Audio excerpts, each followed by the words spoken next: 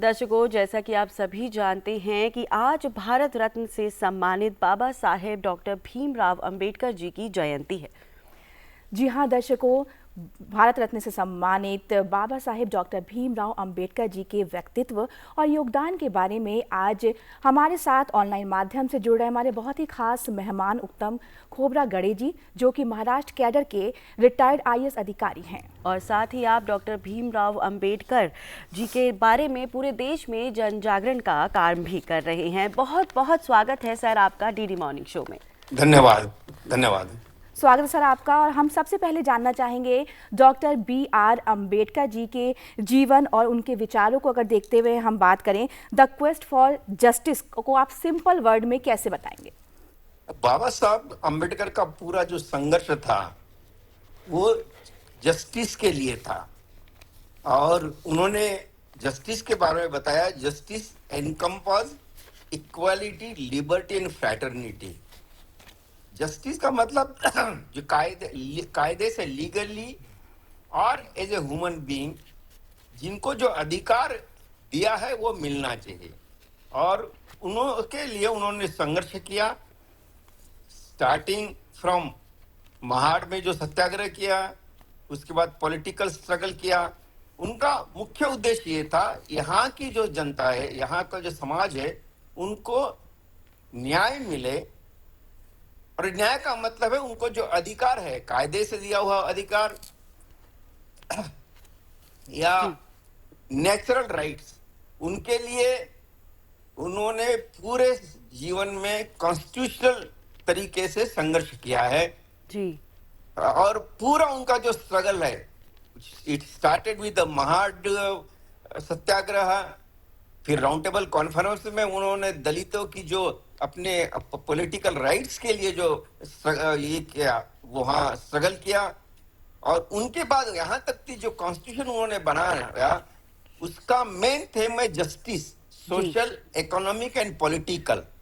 और उसी के ऊपर अपने कॉन्स्टिट्यूशन के जो दोनों भी मेन है, एक फंडामेंटल राइट्स जो कि जस्टिस के बारे में पूरे गारंटी देता है सिटीजन को जी। और डायरेक्टिव प्रिंसिपल जहां इकोनॉमिक और सोशल इक्वालिटी के लिए सरकार को मजबूर करता है कि it is their duty to establish social economic and equality. और बाबा साहब की जो इक्वालिटी और जस्टिस का कंसेप्ट था, उनमें पूरा it included the gender equality too. In fact it was meant to them. बिल्कुल। बाबा साहब ने कॉन्स्टिट्यूशन लिखने के पहले भी जब वो बॉम्बे लेजिस्लेटिव काउंसिल के मेंबर थे, उन्होंने वहां एक बिल लाया था। उन्होंने मैटरनिटी लीव की प्रोविजन की थी। और कॉन्स्टिट्यूशन लिखने के बाद उनकी जो यहाँ की जो महिलाएं हैं ये देश की, उनको पूरा अधिकार मिले पिताजी के प्रॉपर्टी में, इंसान के the equality with the main in all aspect, whether it is in the case of job, the property, the dignity. So equality, justice, fraternity. This was the basic principle on which Dr. Baba Saheb Ambedkar was struggling for whole life, and he achieved very, very, very successfully.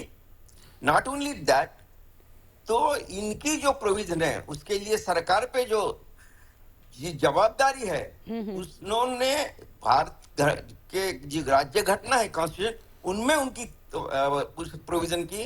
और इतने की जो fundamental rights है जिसमें liberty grant की है, उसके लिए सरकार को जवाबदार ठहरा है कि government, it is a duty of the government, it is a duty of the any government to protect the liberty of the citizen of the India. और उसी तरह से डायरेक्टिव प्रिंसिपल से उन्होंने ये लिखा है कि government also will strive to bring the socio economic equality. The entire theme was every citizen, whether man or woman, should get what is due to them, must able to live the dignified life, and this cannot be attained unless they are educated. तो बाबा साहब की जो शिक्षा में बहुत बड़ा विश्वास था। और जो शिक्षित आदमी है, बाबा साहब कहते थे आप गुलाम को, वो गुलाम है इसकी उसकी एक्नॉलेजमेंट दे दो, he will rebel against that. बिल्कुल उत्तम So- सर, आपने बहुत ही आसान और बहुत ही सरल तरीके से हमें सारी चीज़ों को बताया। यही आपसे ये जानना चाहेंगे कि डॉक्टर B.R. अम्बेडकर जी के जीवन में न्याय की खोज की शुरुआत जो हुई थी वो किन परिस्थितियों में हुई थी? उसपे दो थे। एक तो बाबा साहब का खुद का जो लाइफ था, बचपन में उनको जो उन्होंने अन्याय देखा था। आदमी न्याय के लिए कब लड़ता है? जब वो अन्याय देखता है। बिल्कुल। बाबा साहब के ऊपर बचपन में जो अन्याय हुआ था, स्कूल में पानी नहीं पीने देना, साथ में बैठने देना, यानी वो नहीं सोचते कि वो जब अपने पिताजी को मिलने जा रहे थे, तो जो बैलगाड़ी वाला वो उनको लेने के पैसा देने के बाद भी उनको बैठने के लिए तैयार नहीं था। फिर जब उन्होंने सयाजीराव बड़ौदा के सयाजीराव गायकवाड़ थे, उन्होंने ही basically spotted the talent, gave a support for education. लेकिन उनके यहाँ जब जो डिफेंस सेक्रेटरी काम कर रहा था, उनको पानी नहीं पीने जा रहा था, उनके ऊपर फाइल फेंकी जा रही थी। तो ये उन्होंने देखा कि इनजस्टिस खुद उन्होंने देखा। और जब उसके बाद जब बाबा साहब कोलंबिया यूनिवर्सिटी में पढ़ रहे थे, तो वहां के जो प्रोफेसर डेवी थे, प्रोफेसर सालिंग, उनके साथ उनकी काफी अच्छी रिएक्शन हुई। बाबा साहब को बोलते थे his intellectual orientation owe to the professor Dewey. और वहां उन्होंने फिर जो फ्रेंच रिवॉल्यूशन का जो बेसिक प्रिंसिपल है, लिबर्टी, इक्वालिटी, फ्रैटर्निटी, और रशियन रिवॉल्यूशन के जो मेन प्रिंसिपल जस्टिस, उनसे वो आत्मसात किया। और आने के बाद फिर उन्होंने उनके लिए संघर्ष करना शुरू कर दिया। और पहली उनके केस में था कि साउथ ब्यूरो कमीशन जब आया, उनके सामने बाबा साहब ने यहाँ के दलितों के अधिकार क्या होना चाहिए वो बताया। जी बिल्कुल। और दोनों भी साइड, बाबा साहब आइडियोलॉजिकल लेवल पे भी काम कर रहे थे, ग्राउंड लेवल पे भी काम कर रहे थे। उसी साथ उन्होंने महाड़ में सत्याग्रह पानी के लिए, वो एक्चुअली पानी के लिए नहीं था, लेकिन वो अपने अधिकार के लिए था। बाबा साहब ने पानी is water is A token, if a public tank से सबको पानी मिलना चाहिए तो दलित को क्यों नहीं बिल्कुल मिलता? सही बात कही आपने यहाँ पे उत्तम जी। लेकिन हम आपसे ये भी जानना चाहेंगे कि हम बाबा साहेब की बात करें, उनके बचपन के अनुभवों की बात करें, तो किस तरीके से उनके संघर्ष और उनके विचारों को आकार इससे मिला? नहीं, बचपन का जो संघर्ष था वो तो उसमें उसका बहुत बड़ा था। उसके कारण उन्हें संघर्ष करना चाहिए, न्याय के लिए संघर्ष करना पड़ता, उसकी उन्होंने ये समझ लिया। और जब वो कोलंबिया यूनिवर्सिटी में उन्होंने पढ़ाई की, उसमें और उनका ये है कि किस तरह से संघर्ष करना चाहिए। अगर न्याय मिलना है दलित को, अन्याय जिसके ऊपर हुए उनको अगर न्याय मिलना है, तो political participation and education is the only way. इसलिए बाबा साहब ने शिक्षा और राजकीय अधिकार, पॉलिटिकल राइट, जो फर्स्ट राउंड टेबल कॉन्फ्रेंस हुई, उन्होंने बाबा साहब ने अपनी जो विचार थे बहुत अच्छे तरह से, बड़े प्रभावी तरह से, इट वाज ए फंडामेंटल, बहुत प्रभावी इससे लगा। और उससे पूरा जो राउंड टेबल कॉन्फ्रेंस इतनी प्रभावित हुई कि बाबा साहब की जो डिमांड थी कि ये देश का जो शूद्र है, जो दलित है, उन्होंने बाबा साहब ने डिप्रेस क्लास बोला। डिप्रेस क्लास को जब तक पॉलिटिकल पार्टिसिपेशन नहीं मिलता है, तब तक ये देश के स्वातंत्र्य को कोई मतलब नहीं। लिबर्टी, बाबा साहब ने liberty, liberty of whom? Liberty of the people. जी, people are not allowed to take the, यहीं पे आपने शिक्षा की बात की, तो आपसे यही जानना चाहेंगे कि अंबेडकर जी ने शिक्षा को सोशल जस्टिस का एक बड़ा हथियार कैसे बनाया? शिक्षा के साथ सोशल जस्टिस का हथियार ने एक मार्ग बनाया है। उन्होंने बोला कि अपने कि आप सीखो, जो आदमी शिक्षा लेता है, जो पढ़ता है, वो अन्याय सहन नहीं करता। बिल्कुल। जो पढ़ता नहीं है, वो कितना भी पैसा होगा उसके पास, इकोनॉमिक रहेगी, लेकिन वो मेंटली स्लेव रहता है। जी। तो शिक्षा से इंसान को ये पता चलता है कि उनके अधिकार क्या है, और इसी तरह की शिक्षा में ये भी वो समझ लेते हैं कि इस अधिकार को हासिल करने के लिए उन्हें क्या करना है। और इसलिए बाबा साहब ने शिक्षा पे इतना ये किया कि अपने लोग, उन्होंने स्कूल खोले, हर अपने जो अनुयायी थे उनको बाबा साहब हर आराम बोलते हैं, शिक्षा ही आपको स्लेवरी से बाहर निकाल सकता है। बिल्कुल सही कहा आपने कि शिक्षा ही हमें बाहर लेकर जाता है। तो यहाँ पे उत्तम जी, एक सवाल हमारा ये भी बनता है कि भारत के संविधान के निर्माण में अंबेडकर जी की जो भूमिका है, उसको आप कैसे देखते हैं? देखो, संविधान निर्माण में बाबा साहब का मेन रोल था। मैं तो ये कहूंगा उन्होंने सिंगल हैंडेडली ये बनाया है। चपड़गांवकर जिन्होंने गांधी जी की बायोग्राफी लिखा, उन्होंने लिखा एक जगह कि ड्राफ्टिंग कमेटी में जो 3 मेंबर थे उसमें से एक तो हरदम बीमार रहते थे, एक विदेश में रहता था। जी। तो अपने प्राइंट्स देना, जो ड्राफ्ट वो उनके बाबू थे, उनके जो असिस्टेंट थे, उनसे वो अपने क्लॉजेस लेना, उनको हर मेंबर के पास भेजना, उनको कमेंट्स आने के बाद उसका फिर से अध्ययन करना और वो कॉन्स्टिट्यूशन असेंबली में समझा देना। ये पूरा काम बाबा साहब ने किया है।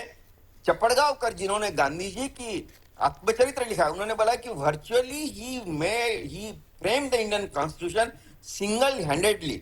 और इसमें भी दिखता है कि जो प्रियम्बल था वो पूरा बाबा साहब का विचार से जाता है, लिबर्टी, इक्वालिटी, फ्रेटर्निटी। जी।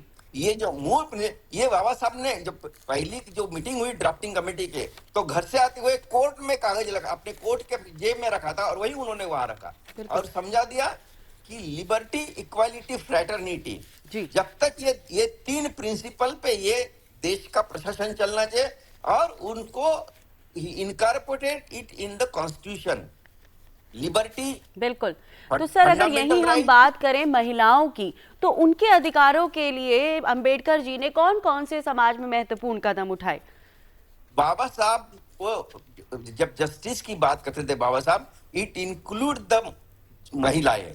तो उन्होंने पहले ही, जब वो कॉन्स्टिट्यूशन असेंबली में नहीं थे, जब Maharashtra legislative independence, before independence, उन्होंने शिक्षा का राइट, जो महात्मा फुले को वो गुरु मानते थे, महात्मा फुले ने कहा कि महिला को शिक्षा जरूरी है, तो वो शिक्षा का जो अधिकार है वो देने के लिए बाबा साहब ने पहले से संघर्ष किया।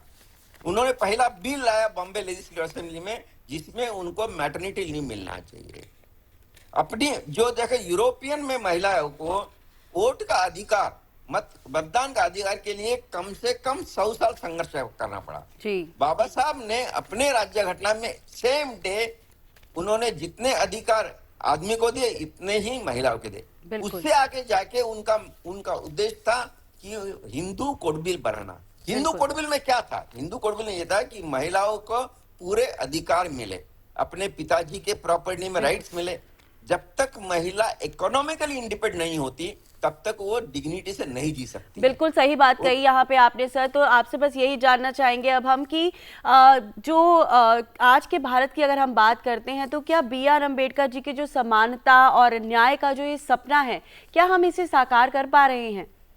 देखो, उसमें 2 बातें हैं जी। एक तो पॉलिटिकल राइट है, वो काफी वो उसमें गवर्नमेंट, दूसरा होगा जो इकोनॉमिक इक्वालिटी जी, उस स्टेप ले लिए। लेकिन ये 5000 साल की बीमारी 50-60 साल में नहीं जाएगी और उसके लिए एक माइंडसेट बनाना पड़ेगा। बाबा साहब ने जो आखिरी का उनका भाषण था, उन्होंने कॉन्स्टिट्यूशन असेंबली को कॉन्स्टिट्यूशन सबमिट किए थे, उन्होंने वहां कहा था आज दिन तो हमें पॉलिटिकल इक्वालिटी मिल गई है जी, लेकिन आज भी ये देश में आर्थिक और सामाजिक विषमता है। अगर पॉलिटिकल इक्वालिटी का कोई मतलब नहीं रहेगा जब तक आर्थिक और सामाजिक इक्वालिटी नहीं रहेगी। और उन्होंने पूरा कॉन्स्टिट्यूशन असेंबली को समझा दिया कि हर आने वाले सरकार को कई स्टेप्स लेना पड़ेगा, जैसे प्रॉपर्टी का रिडिस्ट्रीब्यूशन, एजुकेशन, फ्री एजुकेशन, और इसमें काफी काम हुआ है। लेकिन इसमें state is not the only player, उसमें समाज को भी अपना हिस्सा पूरा करना पड़ेगा, अपनी ड्यूटी करना पड़ेगा। ये सही दिशा से जा रहा है, लेकिन ये 50-60 साल का काम नहीं है। जिस समाज में 3000 साल से असमानता थी सामाजिक और आर्थिक स्तर पे, उसको पूरा सामाजिक लेवल पे लाना, इसके लिए काफी टाइम लगेगा और इसके लिए एजुकेटेड और अलर्ट सिटीजन की जरूरत है। बिल्कुल सर, आपने यहाँ पे काफ़ी सारी बातें बताई हमें, और जिस तरीके से शिक्षा आगे बढ़ रही है और हमारे बाबा साहब ने बहुत कुछ काम किया, तो हम ये जानना चाहेंगे कि अगर आज के समय की हम बात करें तो डॉक्टर B.R. अम्बेडकर जी के जो विचार हैं वो हमें कैसे इंस्पायर कर रहे हैं? बाबा साहब के विचार हमें ऐसे इंस्पायर करें कि आप अपना पॉलिटिकल राइट ठीक तरह से उसका इस्तेमाल करना चाहिए और उसी के साथ किसी तरह का डिस्क्रिमिनेशन नहीं। जेंडर डिस्क्रिमिनेशन और discrimination between the people and people. और बाबा साहब को सही मायने से अगर हमें फॉलो करना है तो शिक्षा, ठीक तरह से शिक्षा लेना और शिक्षा का सही उपयोग अपने आर्थिक विकास के लिए करना, और उसी के साथ समाज में जो सामाजिक डिस्क्रिमिनेशन है, सामाजिक भेदभाव है, उसके अगेंस्ट ऑर्गेनाइज होके कॉन्स्टिट्यूशनल तरीके से लोग आगे आना चाहिए। बाबा साहब हरदम बोलते थे एक बार डेमोक्रेसी आ गई, अभी इंडिपेंडेंस मिल गया जी। तो हमें जो कुछ हासिल करना है वो कॉन्स्टिट्यूशनल तरीके से करना चाहिए। जो बाबा साहब स्ट्रीट एजुकेशन, बाबा साहब ने उनको बोला था street education is a grammar of anarchy. जी। उसका पार्लियामेंट जो हमारा समाज, डेमोक्रेटिक समाज में कोई स्थान नहीं है। डेमोक्रेटिक समाज में ऑर्गेनाइज होके जहां भी अन्याय होता है शांतता, पूरे शांता की तरह से, जो गांधी जी ने अहिंसा का मार्ग दिया था तो उसी मार्ग से जी बिल्कुल बिल्कुल organize ठीक होके कहा आपने। और उसके आगे से एक प्रेशर बनाना पड़ेगा, और सरकार जब बनेगी तो सरकार भी उसके लिए उनके साथ रहेगी। बिल्कुल उम्दा बात कही आपने। तो यही आपसे ये जानना चाहेंगे कि एक आम नागरिक होके हम कैसे अपने डेली लाइफ में अंबेडकर जी के सिद्धांतों को अपना सकते हैं और एक न्यायपूर्ण समाज को बना सकते हैं। डेली लाइफ में अंबेडकर जी के विचार को समझाना, पहला तो you must get education. Education means just degree नहीं लेना है, तो जहां समाज के बारे में कुछ है, समाज के बारे में पढ़ना, एजुकेट करो। And hard work, there is no shortcut, no alternative to the hard work. बिल्कुल हर इंसान ने शिक्षा के साथ भी जो क्षेत्र में वो काम कर रहे हैं उसमें मेहनत करके उनमें उनकी खुद की तरक्की करना, और उसी के साथ ये उनकी हर की ड्यूटी ये होती है कि किसी अपने जो कार्य है, your act should not harm others. जैसा जेएस मिल्स ने बताया था, लिबर्टी का मतलब होता है आप अपने अधिकार का जब उपयोग करते हैं उससे दूसरे किसी को किसी तरह का हार्म न हो, और ये प्रिकॉशन लेके अपने अधिकार के लिए संघर्ष करना, अपना अधिकार का उपयोग करना, और इसमें एक ऐसी समाज के निर्मित की तरफ जाना जहां हर इंसान को लगे कि हमें अपने जो पूरे अधिकार मिल रहे हैं और हम ये समाज के लिए अपना योगदान कर रहे हैं। इसी में बाबा साहब का सही मायने से बिल्कुल बिल्कुल सही कहा आपने यहाँ पर उत्तम खोबरागढ़े जी। आपने बहुत महत्वपूर्ण आज हमें जानकारी ऑनलाइन माध्यम से जुड़कर यहाँ पर भारत रत्न से सम्मानित बाबा साहेब डॉक्टर भीमराव अंबेडकर जी के व्यक्तित्व और योगदान को लेकर दी। हमारे साथ जुड़ने के लिए बहुत बहुत शुक्रिया आपका। बहुत बहुत शुक्रिया। धन्यवाद। I am really grateful that DD organise this debate on the eve of Ambedkar Jayanti. I again thanks you people for giving me an opportunity to be with you. Thank you so much, sir, for joining us with us today. Thank you. Thank you.